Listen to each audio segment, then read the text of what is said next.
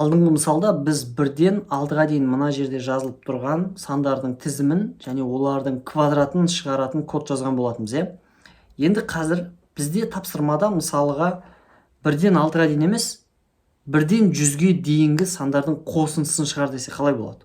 Біз мына жерде 1, 2, 3, 4, 5, 6 деп үтір арқылы 7, 8 деп көбейтіп 100-ге дейін шұбыртып жазсақ, ол ыңғайсыз да, былайша айтқанда ең ақылды шешім болып табылмайды. Енді сондай үлкен аралықтағы сандармен жұмыс істеуге мүмкіндік беретін бізде арнайы range деген функция бар. For I in range. Range деген сөз қазақ тіліне егер тікелей аударатын болсақ, диапазон аралық деген сөз болады. Яғни бізде I деген айнымалы осы біз көрсеткен аралықтағы сандар үшін жұмыс істейтін болады. Мысалға, for I in range 5 деп жазайын, және мына жерге print I деп жазайын. Енді қараңыздар, I деген айнымалы 5 деген аралықтағы сандар үшін жұмыс істеп, сол әрбір санды I шығарып беру керек мысалға, Енді қазір запуск баспас бұрын аралық деген сөз жалпы екі нәрсенің аралығы. Аралықтың басы болады және аяғы болады, Басталатын жері, аяқталатын жері.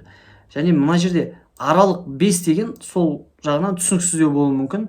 Аралық 5 деген Pythonда 0-ден бастап 5-ке дейінгі сандарды қамтиды. 0-ден бастап 0 кіреді. 5-ке дейін, бірақ уже 5 кірмейді. Мына жерде көрсетілетін конечный, яғни соңғы аяқталатын жер ретінде көрсетілген сан бұл диапазонға кірмейді.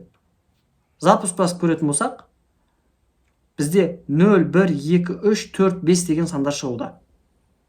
0-ден бастап 5-ке дейін 0 кіреді, 5 кірмейді.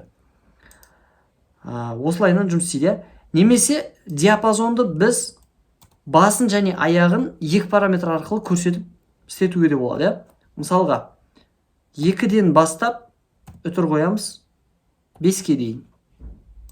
Запуск басатын болсақ, міне 2, 3, 4, 5 2-ден басталады, басталатын жері ылғи кіреді.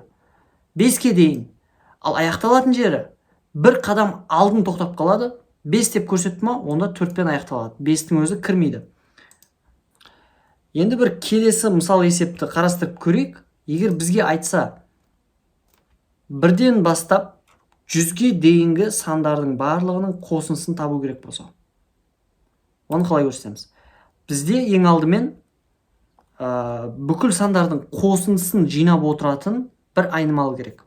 S деп ашайық оны, және ол басында 0 болады. Себебі бізде қазір ештеңе жоқ, ешқандай сандар қосып бастаған жоқпыз, 0, Енді бізге 1-ден бастап 100-ге дейін сандардың барлығын қосу керек, Циклдің ішінде не істейміз? Бізде I айнымалысы осы аралықтағы сандарды біртіндеп алады. Яғни I бірінші 1 болады. Келесі айналымда I уже 2-мен жұмыс істейді. Келесі айналымда I 3-пен, солай 100-ге дейін барады, Енді біз S деген айнымалыға бүкіл сандарды қосып отыру керекпіз 1-ден 100-ге дейінгі. S-ке қосып отырсақ, I-дың мәнін S бірінші кругта өзіне I-ды қосып алады, яғни 1-ді қосып алады. 1. Келесі кругта тура сол S-ке 2-ні қосып жібереміз. Келесі кругта 3-ті, келесі кругта 4-ті, солай. Сонда бүкіл сандар S деген айнымалыға барып қосылуда, сонда бүкіл сандардың қосындысы S-те сақталып тұр, Енді print S деп айтайық. Енді мына жерде бізде print S деп осы шығару амалын printті циклдің ішінде қалдырған бізге керек емес, себебі шығару ол жалпы бәрін есептеп болғаннан кейін бірақ шығару керек, Міне print S деп бұны циклдің сыртына шығарамыз. Запуск басатын болсақ, 4950 деп шығады.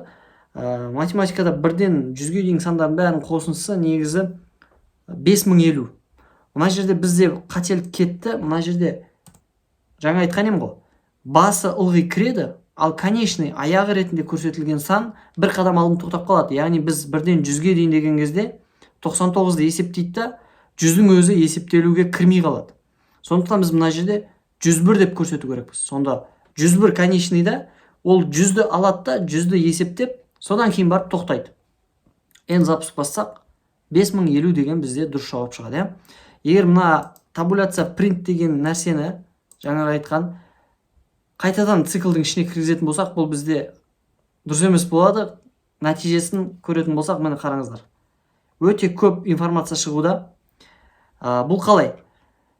Бізге print шығару амалы циклдің ішінде қалып кетті да. Бізде жалпы мына жерді қарайтын болсақ, 100 круг жүгіреді. Бірден бастап 101-ге дейін біздің цикліміз 100 рет айналады.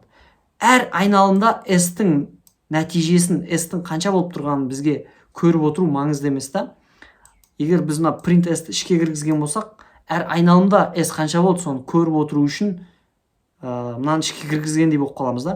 Қараңыздар, бірінші бізде 1 шығады. Себебі S 0 еді. S-қа I ең алғашқы мәні 1 қосылды. Енді S 1 болып кетті ғой. Соның мәнін шығарып беріп жатыр 1. Келесі айналымда I 2 болады. Сол 2-ні біз S-қа қосып жіберсек, уже S 3 болады. Алдыңғы 1 мен 1-ге S 3 болып кетеді. Сол S-тің мәнін көріп жатырық. Міне 3. Келесі айналымда I 3 болады. Сол I-ды S-қа қосып жүрсек, ол уже 6 болып кетеді. Келесі I 4. 4-ді S-қа қосып жүрсек 10 болады. То есть промежуточный варианттарды әр этаптағы, әр кругтағы S-тің мәнін және шығарып жіберіп отыр да.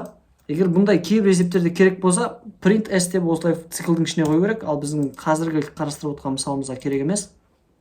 Міне соңғы мәні толықтай бірінші 100 круг есептеу жүргізеді. Есептеу жүргізіп болғаннан кейін соңғы мәнін көруге print S деп циклдің сыртында жазамыз.